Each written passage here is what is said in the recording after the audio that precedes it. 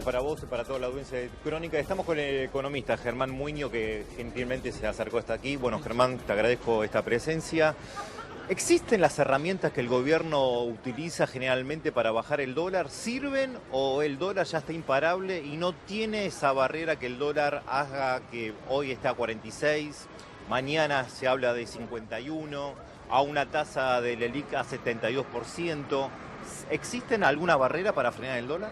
Bueno, existen. El problema es que producto del acuerdo monetario con el Fondo Monetario Internacional, el gobierno no la puede usar, ¿sí? O sea, la intervención directa en el mercado de cambios, que sería lo más eficiente en esta situación de volatilidad, el gobierno la tiene prohibida, ¿sí? El gobierno solo la tiene permitida con un límite solo cuando supera la barrera de la zona de no intervención, que recordemos que es arriba de los 52 pesos.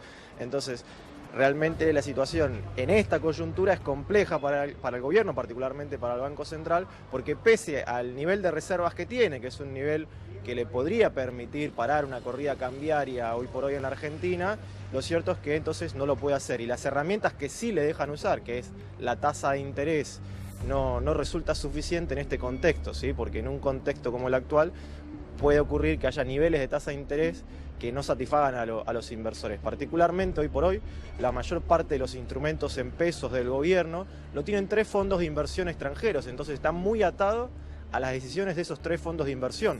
Y los últimos vencimientos de deuda que hubieron, que esos fondos cobraron, decidieron no reinvertirlos en instrumentos argentinos. Y ahí es donde se empieza la debacle o empieza la caída en los títulos públicos, particularmente los que tienen ley Nueva York.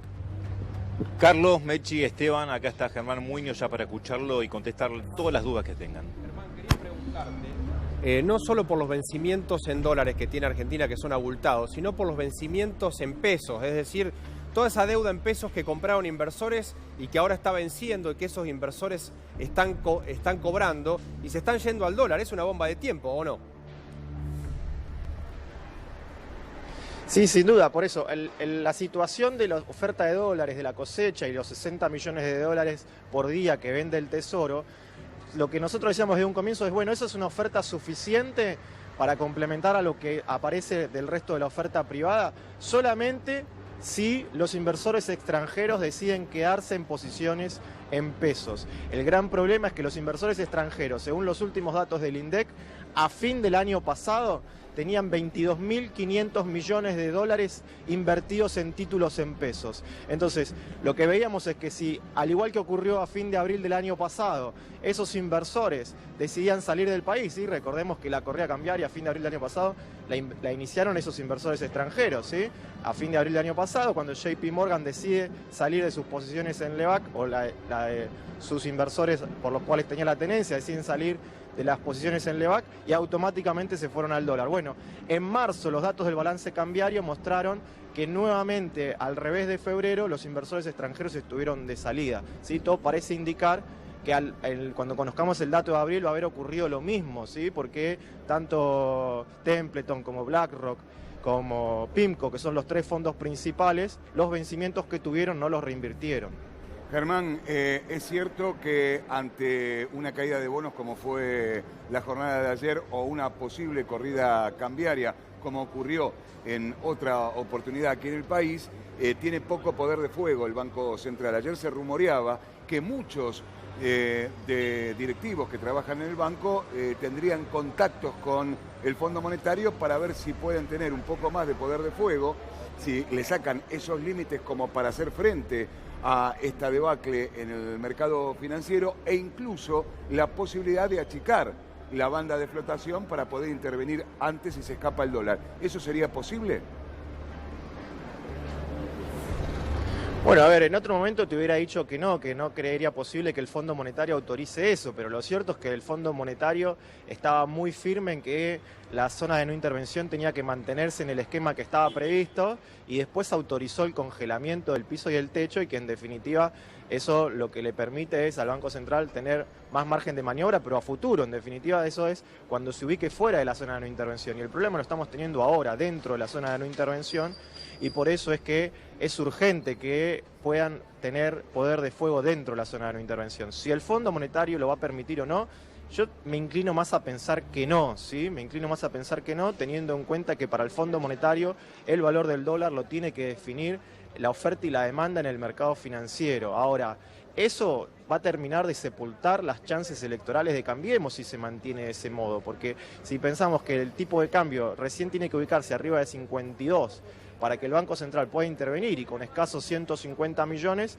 bueno, ahí la debacle puede ser mucho mayor porque ya eso podría acelerar una crisis de deuda, ¿sí? Y que la caída de los títulos públicos termine a su vez retroalimentando una mayor devaluación. Entonces, por eso sería imprescindible una intervención al estilo de la que hizo el propio Sturzenegger cuando el dólar se fue a 25, que puso una punta vendedora de 5.000 millones de dólares a 25 pesos, y eso tabicó, por decirlo de algún modo, el mercado de cambios, y eso permitió en ese momento tener una estabilidad cambiaria que la verdad es que después no duró mucho más, ¿sí?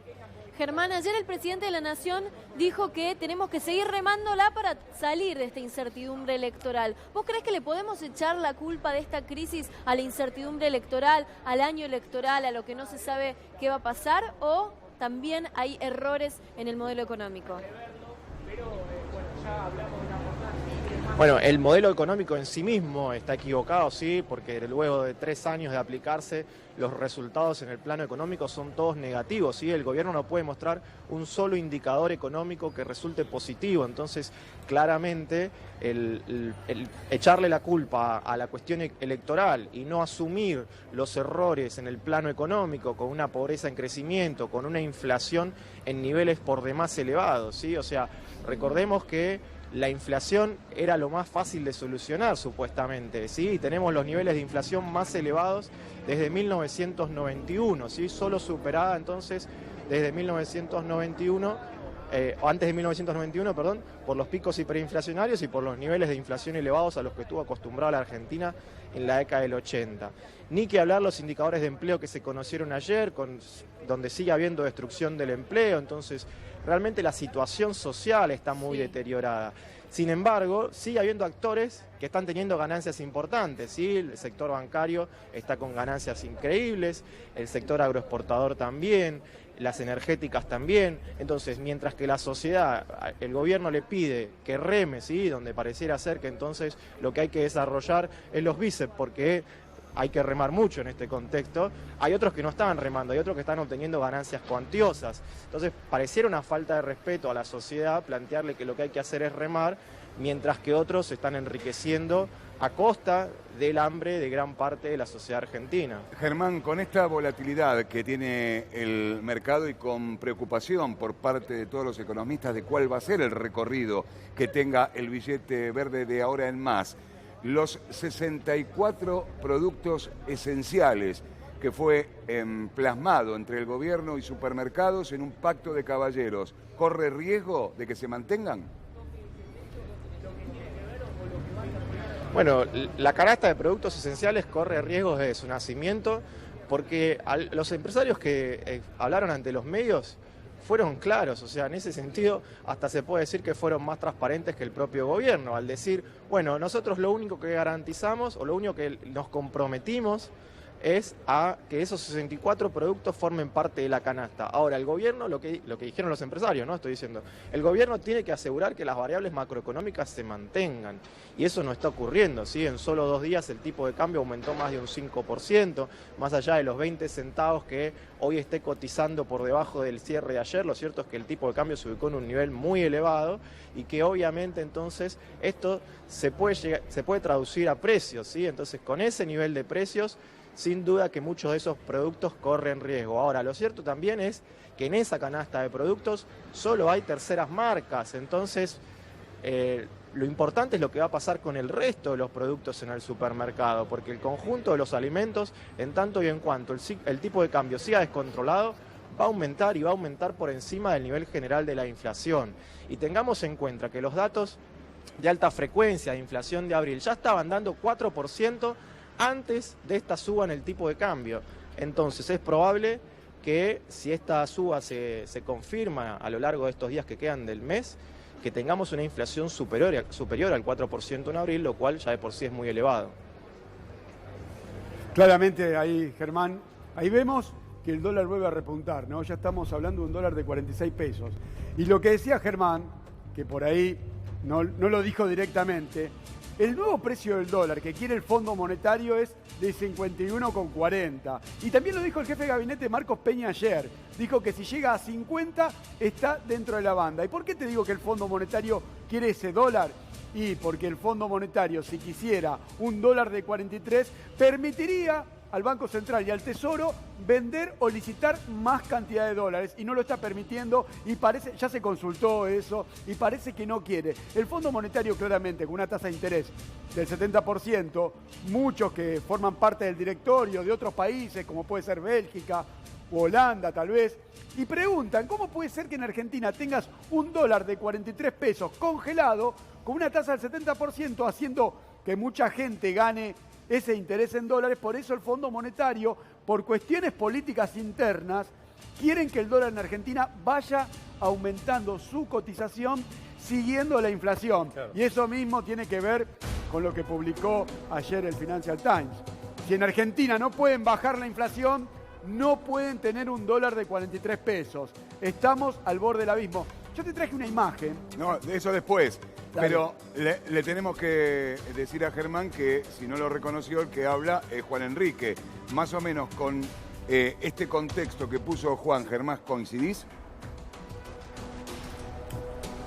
A ver, yo no sé si el Fondo Monetario quiere esa cotización, pero lo que sí sé, porque lo reconoció el propio Duhovne al presentar los resultados fiscales del primer trimestre, es que para el Fondo Monetario hay un problema, ¿sí? Que es que el objetivo del déficit fiscal se complica a partir de una menor recaudación. ¿Y qué planteó Duhovne cuando presentó los resultados fiscales? Dijo, bueno, lo cierto es que estos mayores niveles de inflación para la cuenta del Tesoro termina resultando positivo. ¿Por qué? Porque tiene un gasto que crece menos que la inflación y una recaudación que más o menos se acomoda al nivel de la inflación. Entonces, ¿qué significa esto? Que termina licuando el gasto, la inflación. Entonces, en la inflación eso los ayuda a cumplir el resultado del déficit fiscal. Entonces, ese mayor tipo de cambio, obviamente, también repercute en mayores niveles de inflación. Entonces, para exclusivamente el resultado de déficit fiscal, que es lo que le interesa al Fondo Monetario, lo ayuda, obviamente, un tipo de cambio más alto. A lo que no ayuda es al conjunto de la sociedad argentina, que es la que tiene que soportar estos precios con salarios del año pasado, ¿no es cierto? Bueno,